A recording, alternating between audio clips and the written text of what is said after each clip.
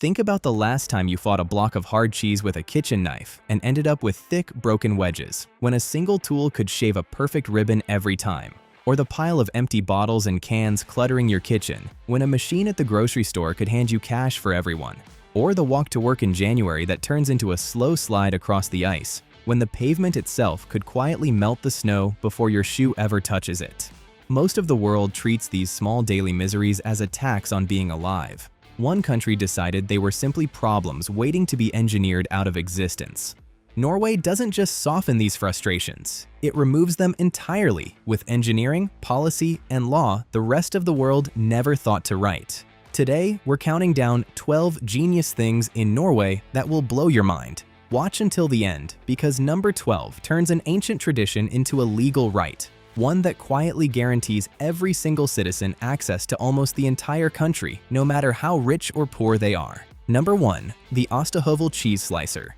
Slicing a firm block of cheese with a regular knife is a small daily defeat. You hack downward, the slices come out thick and crooked, the block burns away in a week, and what's left looks mangled by the next morning. A Norwegian carpenter named Thor Bjørklund got tired of ruining his breakfast cheese, and in 1925, he borrowed the one tool he trusted most. The Ostehøvel works on the exact principle of a carpenter's handplane, a flat metal plate with a sharp recessed slit. Drag it across the top of the block, and the plate holds a fixed depth, peeling off a thin, even ribbon no matter how hard you press. It's especially good with dense, sticky cheeses like Norway's brown whey cheese, brunost, which clings to an ordinary blade. 100 years later, it sits in practically every kitchen in the country, so ordinary that Norwegians forget the rest of us are still sawing away by hand. Number 2. The panteordning deposit system. Empty bottles and cans pile up faster than anyone wants to deal with, and most of us just throw them out, half hoping the recycling actually goes somewhere useful. Norway closed that loop with the panteordning, a national deposit run by a non-profit called Infinitum. When you buy a drink, a small deposit is built into the price and encoded in the barcode. Feed the empty container into one of the reverse vending machines that sit at the entrance of nearly every supermarket, and you get that deposit straight back as cash or store credit. The machines, built largely by the Norwegian company Tomra, read each container by shape and optical sensors and sorted on the spot. Producers pay an environmental fee that shrinks as the national return rate climbs, so the cleaner the system runs, the less it costs them.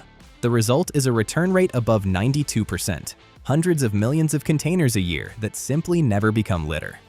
Number 3. The Universal Utforming Accessibility Laws.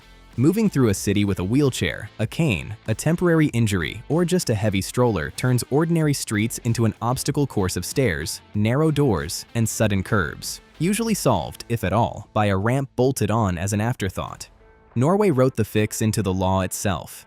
Universal Utforming, or universal design, is built into the National Planning and Building Acts, and it requires new public buildings, transport hubs, and even public websites to be accessible from the first blueprint, not retrofitted later.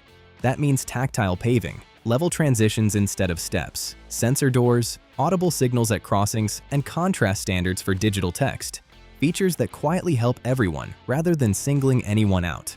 Across the major transport networks, accessibility compliance now runs comfortably high because access was treated as the starting point instead of the apology. Number 4. Ferry-free coastal tunnels. Living along a coast shattered by deep fjords means a short distance on the map can swallow your whole day. You plan your life around ferry timetables, idle in queues at the dock, and lose hours whenever the sea turns rough. Norway's answer is to bore straight under the water. Near Stavanger, the Ryfylke Tunnel, part of the Ryfast project, runs more than 14 kilometers beneath the fjord and drops to 292 meters below sea level, making it the deepest subsea road tunnel on Earth. Engineers cut twin tubes deep into solid bedrock, seal them against the sea with injection grouting, run continuous ventilation to clear exhaust, and pump out the salt water that seeps in. A crossing that once meant waiting for a boat now takes a few quiet minutes underground, and it's a model for the country's larger ambition to make the entire western coastal route ferry-free. Number 5. District heated streets. A frozen city sidewalk turns a simple errand into a hazard. People slip and break wrists, and cities answer by dumping tons of salt and grit that chews up shoes, concrete, and the water supply when it all melts. Norway runs heat under the pavement instead. In central Oslo, a network of pipes beneath the paving stones carries warm water drawn from the city's district heating system, much of its surplus energy recovered from waste-to-energy plants. The pipes hold the surface just above freezing, so snow melts the instant it lands. The main pedestrian boulevard, Karl Johan, and long stretches of the city center stay clear and dry through the whole winter without a single grain of salt. Number 6. Pneumatic underground waste. Bins overflowing on collection day. The smell? The diesel trucks blocking narrow streets. The bags torn open by gulls. That's the normal soundtrack of urban garbage. Parts of Norway moved the whole process underground. In cities like Bergen, sealed street-level inlets replace the usual bins. You drop sorted waste in, and on a schedule, a powerful vacuum pulls it through subterranean pipes at speeds approaching 70 kilometers an hour, all the way to a central collection point well outside the residential core. Installed by firms like NVAC, the system pulls most of the collection trucks off the old streets entirely, taking the noise, the fumes, and the mess with them. Number 7. Digipost and Alton Digital Systems. Paper bills, tax forms, and official letters pile up on the counter, and sorting them out means lost forms, hold music, and typing long reference numbers into a banking app by hand. Norway replaced almost all of it with a single national digital backbone, Alton and Digipost, tied to a verified identity called Bank ID. Because that identity connects directly to government agencies, employers, banks, and utilities. Official mail, health records, and legal documents land in one secure digital inbox, and most things can be approved with a single confirmation. The clearest proof is tax season. Millions of Norwegians get a return that's already filled in for them and approve it in minutes, instead of dreading it for weeks. Number 8. The Vinmonopolet state alcohol system. Buying a bottle of wine often means fluorescent shelves, scattered pricing, and no one around who actually knows the product. Norway handles anything stronger than 4.7% through a single state-owned chain, Vinmonopolet, run as a public health measure rather than a profit machine. Advertising is banned, prices follow a flat, transparent markup that doesn't reward stronger drink, and staff are trained to act as genuine, unbiased guides who take age checks seriously. It sounds like it should be grim and limited. Instead, the selection and service are good enough that the monopoly regularly lands near the top of the country's customer satisfaction rankings, a state store people actually like.